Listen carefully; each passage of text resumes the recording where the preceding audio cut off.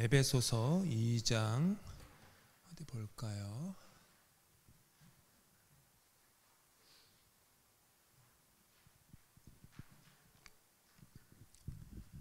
장로님, 화면이 하나 전에 또 있나요?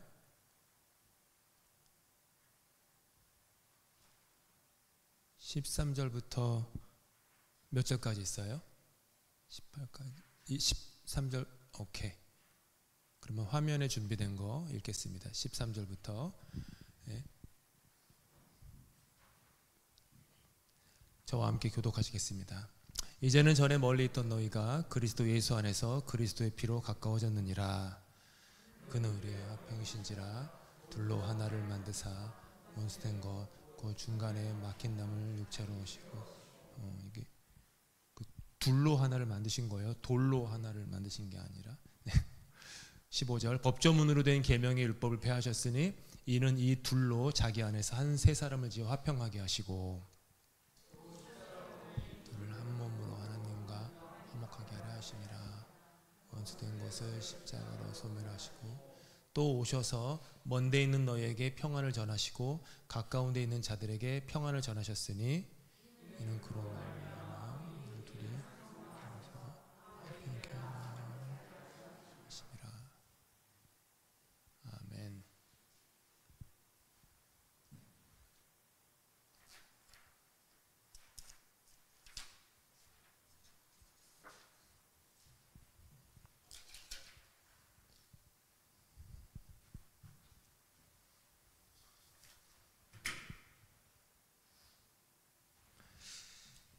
오늘은 우리 화평에 대해서 함께 보겠습니다. 화평.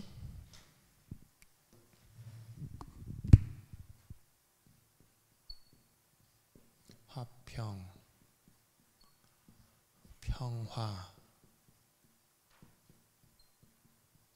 혹은 평안. 유사하게 쓰이긴 하지만은 조금씩 차이는 있습니다. 뭐 오늘 성경 공부의 핵심은 아니지만 평안 그러면 어떤 나의 개인적인 어떤 내면의 그런 어떤 의미가 더 세고요. 화평 혹은 평화는 어떤 관계적인 나와 예수님, 나와 타인 이런 게 좀 더 의미가 좀 센데요. 그런 걸 이제 감안하고 오늘 갈라디아서 말씀에 이제 성령의 9가지 열매 중에 화평에 대한 거기도 거기서 이제 화평이라고 말을 했기 때문에 화평을 주로 오늘 화평이라는 말로 쓰겠습니다.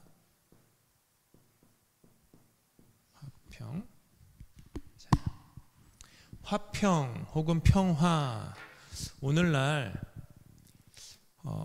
화평이란 혹은 평화 이런 얘기를 자주 듣는 것은 자주는 듣지만 경험하기 어렵기 때문인 것 같아요. 전쟁 한번 나면은 끝날 기미가 보이지가 않고요. 뭐 정확히 모르지만은 뭐 영국 역사학자인가요? 인류 역사를 조사해 보니까 인류사에서 전쟁이 기록상 없었던 때가 몇 날 안 된다고 하더라고요. 전 세계에서 한순간이라도 전쟁이 없었던 때가 거의 없대요. 수천 년의 역사 동안에. 그만큼 싸우는 거예요. 국가 간에 전쟁을 하고요. 또 분열이 많죠. 그렇죠? 캐나다 사회도 뭐 이렇게 반드시 꼭 화평하다고 볼 수는 없지만 캐나다 아랫나라가 워낙 분열이 많기 때문에 비교적 캐나다가 화평스러워 보이긴 합니다. 난리도 아니잖아요.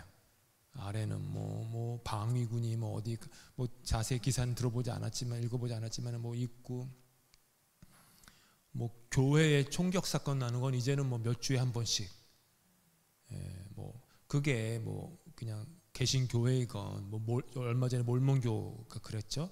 몰몬교회이건 뭐가 됐건 성당이건 혹은 유대교 회당이건 뭐가 됐건 간에 사람들이 모이는 그 공간에 총을 들고 이렇게 가서 연약한 그런 분열, 갈라짐, 찢겨짐 너무 많이 우리는 목격합니다. 그러니까 뉴스에서 뉴스 보기가 겁나요. 뉴스를 보면 뉴스 보고 참 기분 좋다, 오늘도 하루 참 잘 시작, 이게 아니라 뉴스를 읽으면 불쾌해요. 그러니까 대부분 다 그런 뉴스잖아요. 싸운 이야기, 전부 다 싸운 얘기잖아요. 한번 보세요. 전부 다 싸운 얘기, 처음부터 끝까지 싸운 얘기. 나라와 나라가 싸우든지, 기업과 기업이 싸우든지, 인종과 인종이 싸우든지 계속 싸우는 얘기예요. 싸우는 얘기만 계속 읽다 보니까 마음속에 뭔가 이렇게 평화라기보다는 어떤 분열, 갈등, 분노, 미움 이런 게 오히려 더 올라오는 것 같아요. 가정은 또 어떻습니까? 가정의 불화 너무 많죠. 세대가는 단절돼 있고요. 교회 안에도 갈등이 참 많습니다. 우리의 일상 곳곳에도 긴장과 분열이 너무 많아요. 이런 시대 속에서 성경은 화평이 성령의 열매다 라고 담대하게 선포해요. 화평은 성령의 열매다. 매우 다르죠.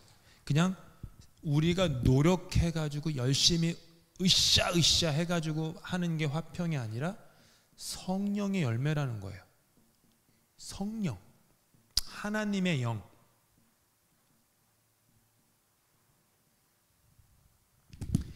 주님의 영이 임한 곳에는 화평이 있다라는 거죠. 성령의 열매라는 거죠. 주님의 임재가 있는 곳, 화평이 있다라는 거예요. 화평은 그저 인간의 기술 그리고 타협의 결과가 아니라 성령께서 역사하시는 거다. 화평. 성령이 역사하는 거다. 그러니까 우리의 어떤 것을, 우리의 범주를 벗어나는 거죠. 따라서 화평은 나의 의지와 노력만으로 얻어지는 것은 아닙니다. 아까도 말씀드렸지만 하나님께서 우리 안에 임재하실 때 주어지는 거예요.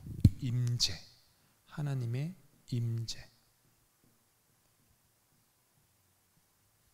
하나님의 임재를 가지고 초대 그리스도인들이 이제 그 당시 사람들은 라틴어를 썼으니까 그들이 늘 생각하고 있는 어떤 삶의 원칙이 코람 데오라는 게 있어요. 코람 데오.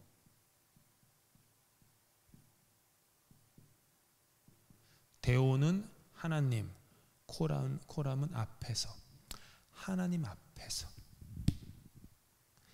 내가 하나님 앞에 있다 라는 거예요.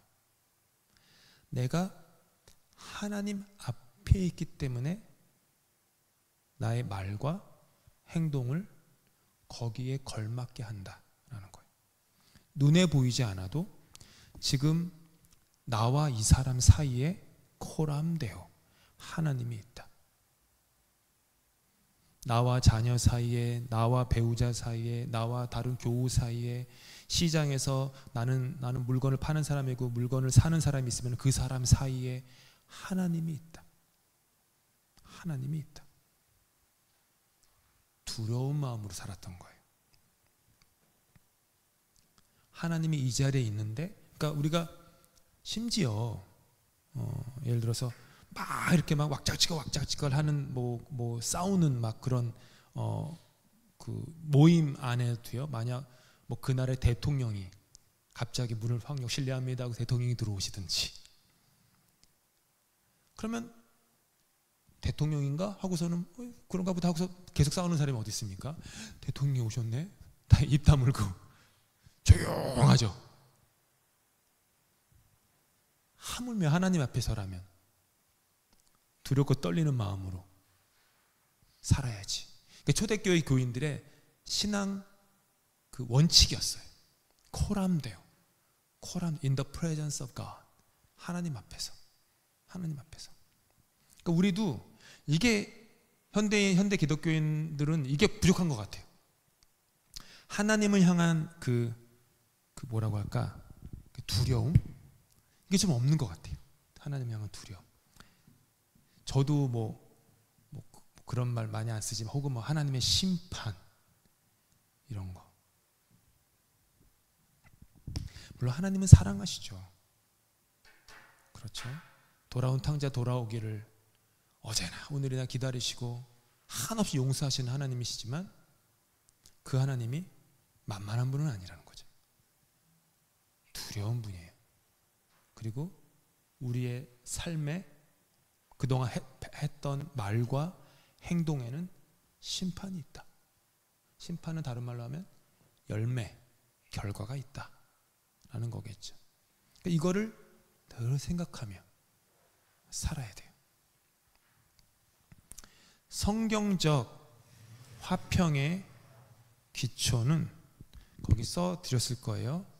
잘 아시는 단어 샬롬. 지금도 유대인들은 만나면 우리 한국 분들은 안녕하세요. 그런데 유대인들은 샬롬이라고 인사하죠. 한국말로 안녕하세요가 샬롬이 똑같은 말이에요. 안녕하세요. 샬롬 똑같은 말이죠. 근데 이 샬롬은 그저 전쟁이 없는 상태가 아닙니다. 그 핸드아웃에 있을 텐데요. 샬롬의 뜻은 온전함, 완전함, 그리고 조화예요. 온전함, 완전함, 조화.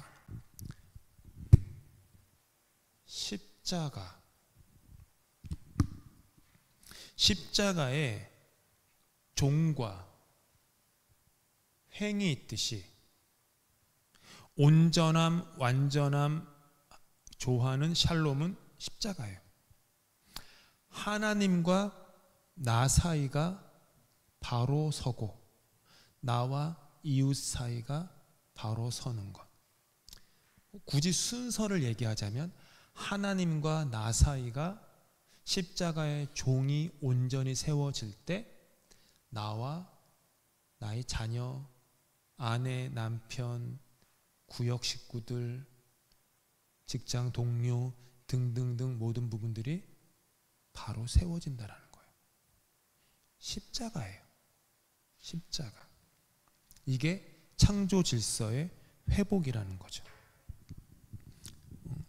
여기 계신 분들은 잘 모르실 수도 있겠지만 저는 대학교, 중고등학교 때부터 제가 좋아하던 가수 중에 여럿 있었지만 시인과 촌장을 되게 좋아했었어요. 시인과 촌장의 노래 중에 제가 좋아하던 노래가 풍경이라는 노래를 되게 좋아했었어요. 풍경. 많은 분들은 이제 뭐 가시나무, 내 속에 내가 너무도 많아 뭐 그걸 좋아하시던데 저는 풍경을 좋아했어요. 풍경 가사가 뭐냐면 아주 단순해요. 세상 풍경 중에서 가장 아름다운 풍경, 모든 것이 제자리로 돌아가는 풍경. 그 가사 끝이에요. 세상 풍경 중에서 가장 아름다운 풍경이 뭐예요? 모든 것들이 제자리로. 모든 것들이 잘못된 자리에 있으면 풍경이 어긋나는데 모든 것들이 제자리에 있을 때 창조의 질서 안에 하나님은 하나님의 자리에, 인간은 인간의 자리에, 인간과 피조세계의 자리에, 청지기의 자리에, 그렇게 모든 것들이 제자리에 있을 때 그 풍경이 아름답다. 아름답다. 이게 샬롬이에요. 모든 것이 제자리로 돌아가는 것. 샬롬. 민수기 6장 그 핸드아웃에 제가 핸드아웃에 성경 말씀 다 넣었거든요. 한번 읽겠습니다. 민수기 6장 24절부터 26절 시작. 여호와는 그 얼굴을 내게 비추사 은혜 베푸시기를 원하며 여호와는 그 얼굴을 내게로 향하여 드사 평강 주시기를 원하노라. 보세요. 하나님께서 그 얼굴을 돌려서 우리를 보신다. 그게 여호와는 그 얼굴을 내게 비추사. 그러니까 하나님께서 그 얼굴을 돌려서 우리를 본다. 이게 무슨 뜻일까요? 얼굴을 돌려서 우리를 본다. 하나님과 나 사이의 관계가 회복이 있는 관계 회복. 그 뜻이에요. 하나님이 고개를 돌려 나를 본다. 관계가 회복되는 거예요. 샬롬. 이렇게 하나님과 나의 관계가 회복될 때 오는 열매가 화평이에요. 단순해요. 그러니까 뭐 요가처럼 손을 이렇게 하고서 내가 마음 우리 뭐 요즘 중고등학교 애들은 그 뭐 하는 게 있나 봐. 막 마음이 열받으면요 이렇게 숨 감다 뭐 이런 제스처가 있더라고요. 애들이 뭐 이런 거 보신 적 있어요? 뭐 이러면서 뭘 얘기를 해. 이렇게 우리 아이도요 올해는 안 해. 작년에는 괜히 뭐 엄마 아빠가 잔소리하면은 뭐 화가 나는지 이러면서 마음을 캄다운 하나 봐요. 그러면서 근데 그거가 아니라 화평은 하나님과 나 사이예요. 그러니까 이게 여기서 일로 가는 거지 여기서 일로 가는 게 아니라는 거예요. 마음의 평안을 원하세요? 평안을 찾지 마시고 하나님과의 관계를 찾으세요. 그럼 돼요. 마음의 화평을 원하세요? 인격 수양도 필요하겠지만 십자가를 바라보세요. 십자가. 거기 있어요. 내 삶에 화평이 있으려면 하나님을 만나야 돼요. 만났던 분들은 졸업하면서 다시 만나야 돼요. 날마다 새로운 구원. 일신 우일신. 그렇게 새롭게. 신약에 이르러서는 이거를 한 걸음 더 발전시켜서 에베소서 2장에 이렇게 말씀하세요. 함께 읽겠습니다. 시작. 그는 우리의 화평이신지라 둘로 하나를 만드사 중간에 막힌 담을 허시고. 뭐라고 했어요? 화평이 예수 그리스도다. 그는 우리의 화평이신지라. 영어는 He is our peace. 그러니까 영어 성경은 He gives or He provides our peace라고 얘기하는. 예수님이 우리에게 평안을 주신다, 공급하신다 이렇게 말하지 않고 그분이 평화다라고 얘기해요. 그 person이 예수 그리스도가 화평이다. 십자가에서 피를 흘리신 것이 그냥 나의 죄를 사하기 위해서만이 아니라 하나님과 인간 사이에 원수된 관계를 화평케 하기 위함이었다라는 거예요. 더 나아가 인간과 인간 사이에 막힌 담을 허무시기 위함이었다. 그래서 결국 또 돌아가는 게 어디로 돌아가요? 십자가로 돌아가는 거예요. 십자가가 화평이에요.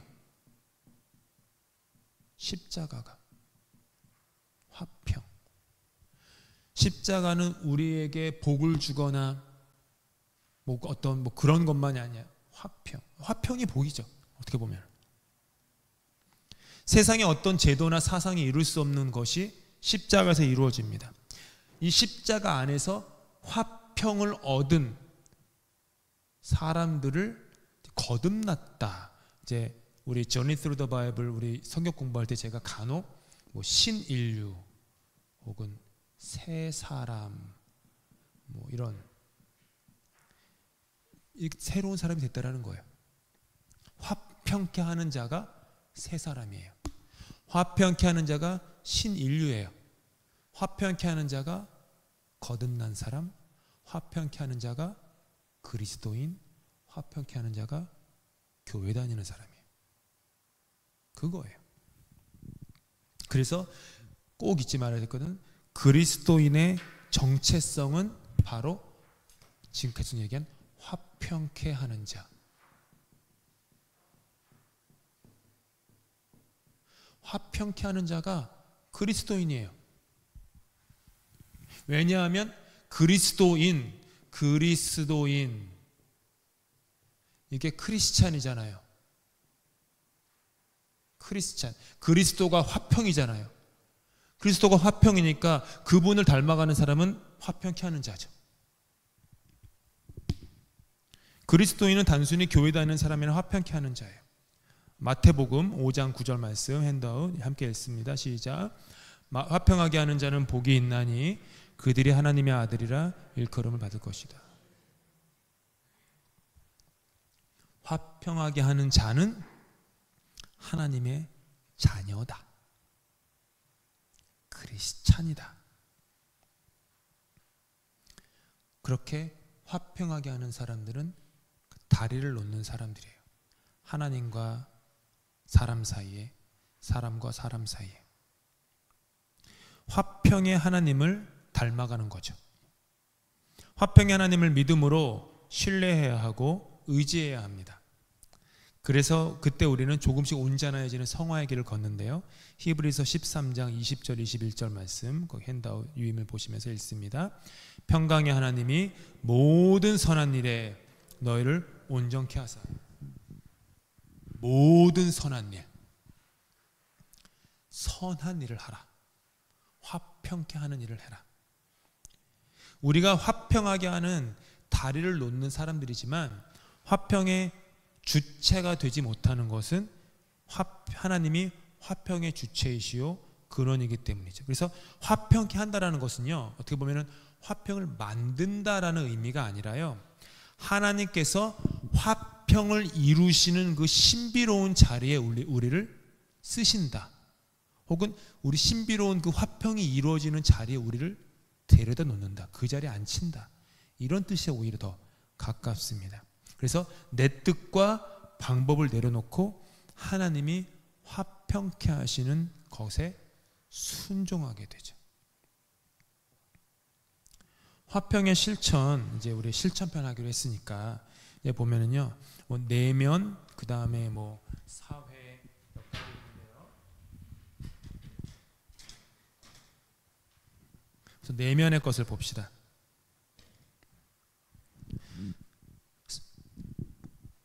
제일 중요한 것은 성령님께 나를 온전히 맡기는 것이에요. 그게 화평의 길이에요. 성령의 평화를, 화평을 얻기 전에 하나님의 평화가 나의 내면을 다스리도록, 통치하도록 맡겨드리는 것. 맡겨드리는 것. 이걸 못하죠. 맡겨드리는 걸. 나를 이렇게 맡겨드리는 것. 골로새서 3장 말씀 읽을까요? 시작. 그리스도의 평강이 너희 마음을 주장하게 하라. 주장하게 하라라는 말씀은 다스리도록 너희를 들여라라는 뜻이에요. 그리스도의 화평이, 평화가 너희를 다스리도록 너희 전부를 들여라. 들여라. 들여라. 내려놓아라. 앞서지 말아라. 높아지지 말아라. 고집하지 말아라. 집착하지 말아라. 라고 하는 거죠. 그리스도의 평강, 거기에 나의 마음을, 평강이 나의 마음을 주장하게 하기 위해서 드린다고 할 때 우리가 저번에 하나님 나라에 대해서 통치라는 걸 배웠죠. 하나님 나라가 통치다. 즉 화평의 하나님이 내 마음에 그 왕좌에 앉아 계시다. 우리 예전에 한 6개월 이상 불렀잖아요. 예배 시작할 때 예수 우리 왕이요. 그거 한 뭐 덜 하려고 하다가 계속 부르자고 많은 분들이 그래가지고 한참을 불렀어요. 우리. 그렇죠?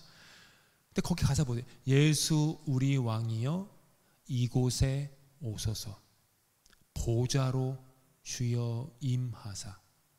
그 다음에 뭐예요? 주여 임하사. 다스리소서. 통치하소서.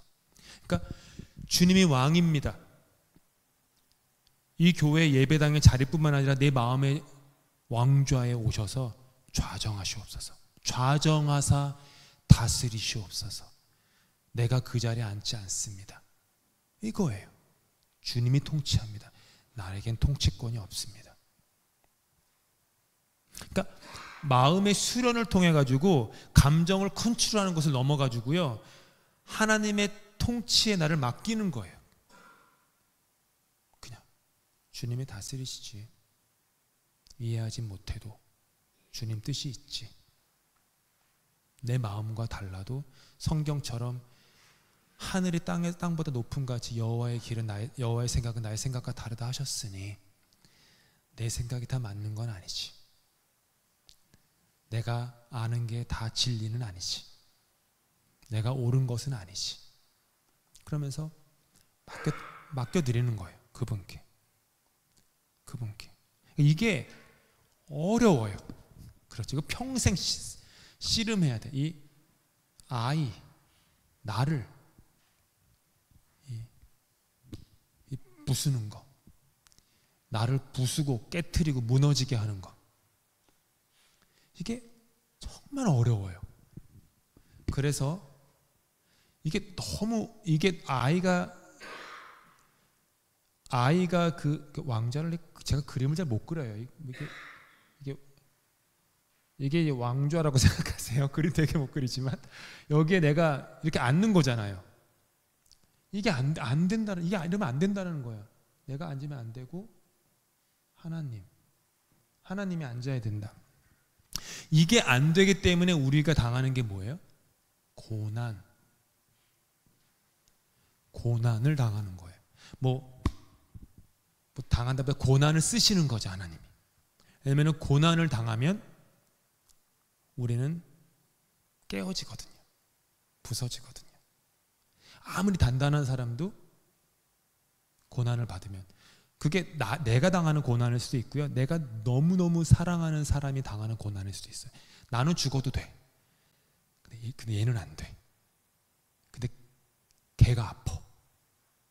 걔가 너무 힘들어요. 그러면 고난이잖아요. 그때 왕좌에서 내려와요, 우리는. 그게 하나님이 고난을 사용하시는 거예요.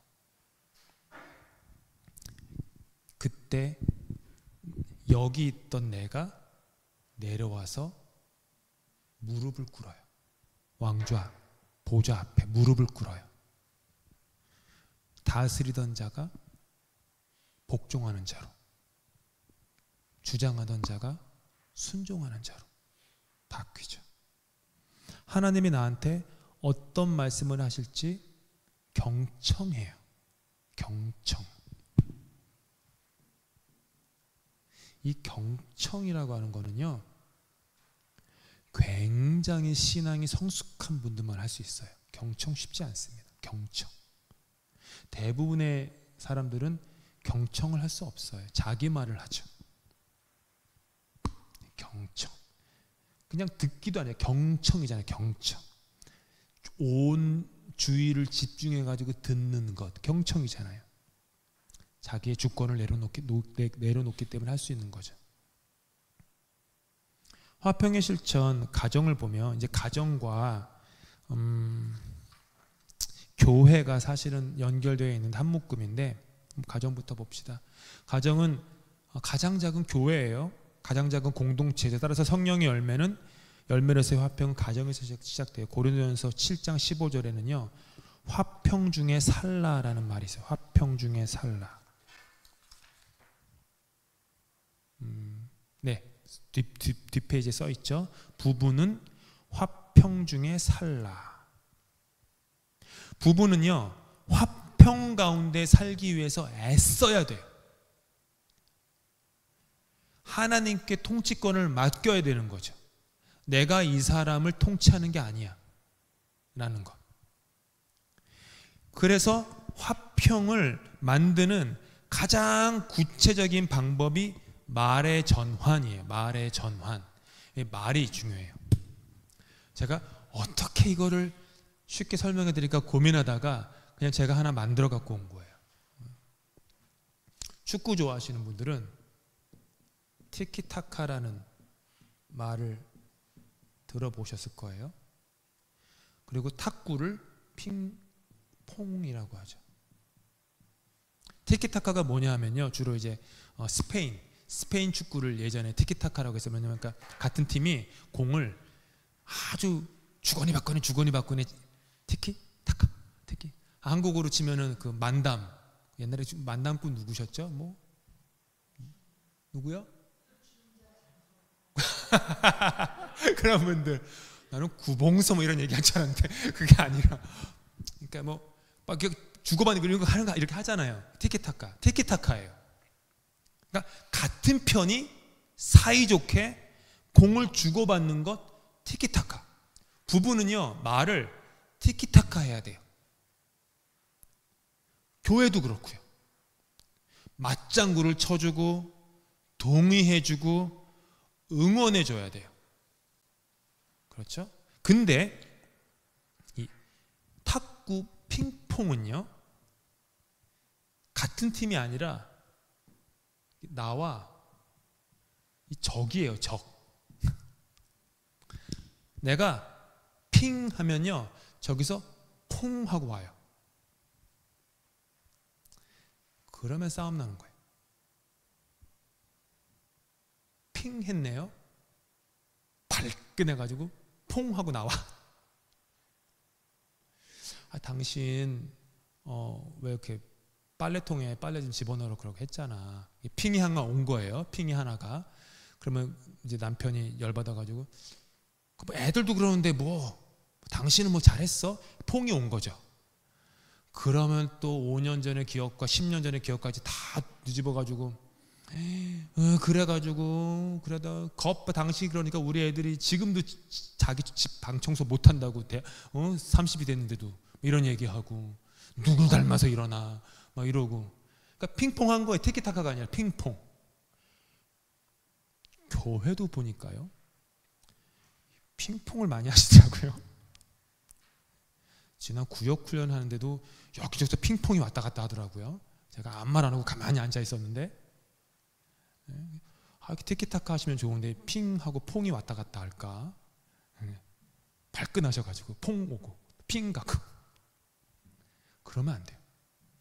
구역 모임 할 때도 물론 핑이 오면 기분 나쁘죠. 딱 핑이 왔어. 그러면 내가 퐁하면 안 돼요. 핑이 오면 적어도 리더는 그냥 티키타카 가야 돼요. 퐁하고 받으면 안 돼요. 그게 화평이에요. 단순해요. 티키타카를 할지언정 핑퐁은 하지 않는 것. 그거죠. 이해되세요? 여기 이해되시면 좋겠어요. 예. 저도 제 아내랑 핑퐁 많이 해요. 당연히 그렇죠. 예, 핑퐁 많이 해요. 근데 아직도 성숙하지 못해서 그래요. 제가 아직도 성령의 충만을 받지 못하고 아직도 좀 덜 거듭나서 그런 거예요. 티키타카를 해야죠. 티키타카.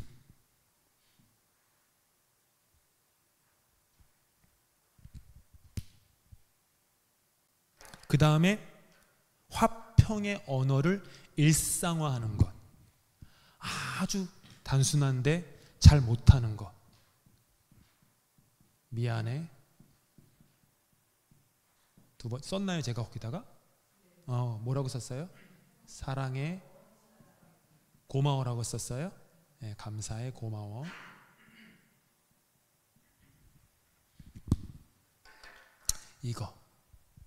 이거를 일상적으로 하는 거예요. 자주. 미안해, 사랑해, 고마워. 근데 한번 보세요. 생각보다 우리 이런 말 잘 안 해요. 오히려 남한테는 더 많이 하는 것 같은데 나랑 가까운 사람한테는 오히려 더 안 하는 것 같고요. 특별히 미안하다라는 말을 잘 안 해요.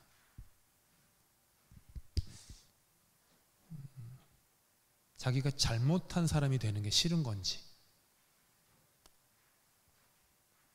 이게 되게 중요해요. 되게 중요해요. 미안해, 사랑해. 한번 해볼까요? 처음 거 뭐라고요? 미안해. 저한테 한번 해보세요. 왜 반말하세요? 미안해. 진짜로. 두 번째 시작. 아니 요거요. 사랑해. 사랑해. 세 번째 고마워. 말을 티키타카하고 미안해, 사랑해, 고마워만 해도 그냥 요 정도만 해도요 그리스도의 화평은 웬만해서 이루어집니다. 진짜예요. 구역에서나 선교회에서나 교회에서나 웬만해서 다 이루어져요. 그리고 영어도 쉽잖아요. I'm sorry, I love you, thank you.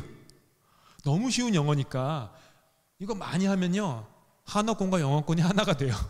이런 말이 많으면 정말로예요. 말부터 바꿔야 돼요. 말부터. 그럼 돼요. 교회는요 같은 맥락으로 넘어갈게요. 그렇게 사회는 뭐 같긴 해요. 교회는 교회 안에서만 화평을 추구하지 않고 교회 밖으로, 담장 밖으로 화평을 가지고 나가야 됩니다. 요즘과 같이 또 반복되지만 디지털 시대잖아요. 디지털. 그렇죠. 요즘엔 모든 것들이 디지털이에요. 심지어 집안에서도요 그 부모가 아래층에 있고 자녀가 위층에 있으면 서로 문자로 주고받아요. 진짜로요. 애들 그래요. 그게 더 편해요. 그렇기 때문에 디지털 세상에서의 언어가 절제돼야 돼요. 댓글과 대화, 메시지, 여기서 말이 잘못 나갈 수가 있기 때문에 사랑 안에서 진리를 말할 수 있는 그런 디지털 그 훈련이 결국은 언어 훈련이죠. 그리고 그리스도인은 이웃과 세대를 잇는 다리가 돼야 되죠. 다른 배경, 세대 차이, 다른 생각의 사람과 한 자리에 앉아서 경청할 수 있어야 되고요. 축복할 수 있어야 되고요. 그리고 세상 속에서 화평케 하는 구제, 전도, 선교 이런 일들을 많이 해야죠. 많이 화평케 하는 일이에요. 화평케 하는 일. 마지막 로마서 말씀 함께 읽습니다. 시작. 할 수 있거든 너희로서는 모든 사람과 더불어 화목하라.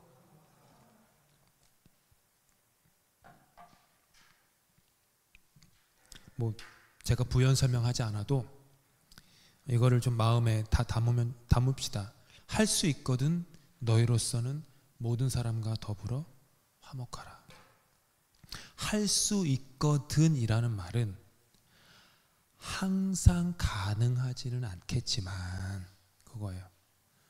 항상 가능하지는 않겠지만 할 수 있거든, 즉 최선을 다해서 화평의 길을 포기하지 말아라.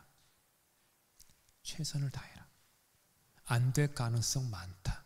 그래도 할 수 있을 만큼 후회를 남기지 말고 다 해라. 그리고 여기 써 있어요. 모든 사람과. 그렇죠. 너희로서는 너희랑 뭐 성격이 맞는 너희가 호감이 있는 사람과 화목해라라고 아니야. 모든 사람과. 모든 사람. 정말로 모든 사람과 더불어 화목하라. 오늘 화평에 대해서 우리가 좀 봤는데요. 우리 찬양 하나 할게요. 마지막 세 번째 찬양.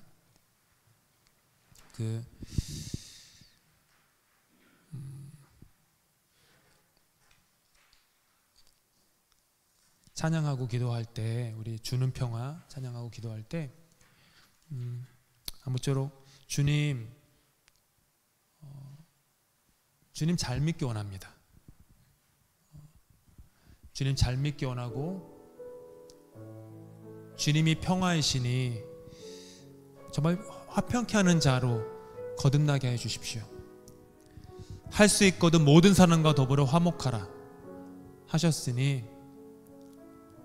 정성을 다해 화평을 추구하게 하시고 그러기 위해서 먼저 주님과 나 사이가 화평케 되는 그런 관계가 회복되게 도와주시고 모든 막힌 담을 허물어 주시옵소서.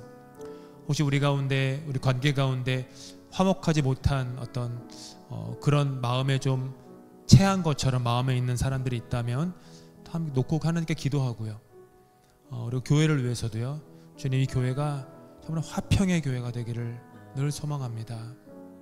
특별히 수요예배 적은 인원 모였는데 수요예배 부른 우리부터 수요예배에 와서 이 말씀을 공부한 우리에게서부터 이 화평의 성령의 열매가 시작되도록 도와주십시오. 이렇게 함께 우리 찬양하고 기도하겠습니다. 주는 평화 막힌 담을 모두 허셨네. 주는 평화 우리의 평화 주는 평화 주는 평화 막힌 담을 모두 허셨네. 주는 평화 우리의 평화 염려 다 맡기라 염려 다 맡기라 주가 돌보시니 주는 평화 우리의 평화 염려 다 맡기라 주가 돌보시니 주는 평화 우리의 우리 기도하겠습니다. 두 가지 제목. 주님, 내가 화목케 하는 자, 화평케 하는 자로 살기 원합니다. 기도하시고요. 주님, 우리 교회 가운데 우리 교회가 화평한 교회, 화평의 다리를 놓는 그런 교회로 정말 날마다 건강하게 세워지도록 우리 함께 나를 위해서, 이 교회 공동체를 위해서, 또 이 땅을 생각하면서 함께 기도하는 시간 가집니다. 주님 아버지 고맙 감사합니다. 주님 아버지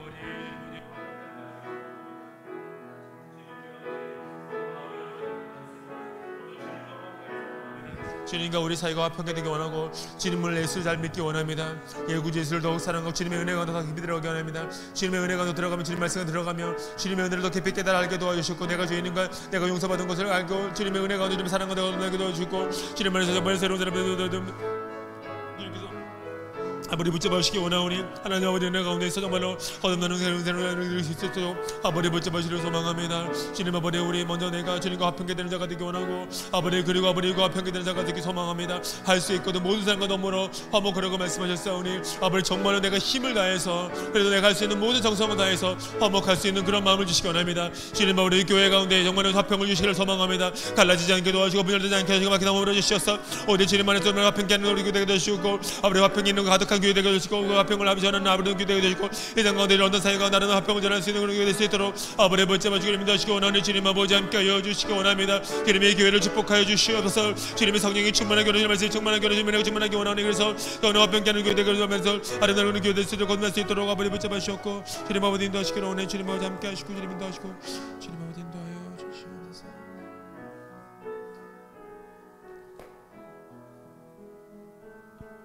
주님 오늘 우리에게 주신 말씀을 감사해 받습니다. 주님의 평화는 그저 소극적인 침묵이 아니라 사랑으로 세워지는 능력임을 배웁니다. 우리의 말 한마디, 시선 하나에도 주님의 화평이 스며들게 하여 주시옵소서. 가정과 교회와 일터마다 주님의 화평이 자라나게 하시고 갈등의 자리마다 화해의 첫걸음을 내딛는 용기와 지혜를 허락하여 주시옵소서. 주님, 이제 우리가 이 말씀을 예배당 문 밖으로 가지고 나가 우리의 삶에서 살아내겠사오니 성령님 힘 주시옵소서. 주께서 우리 안에 심으신 화평의 씨앗이 열매 맺는 한 주간 되게 하여 주시옵소서.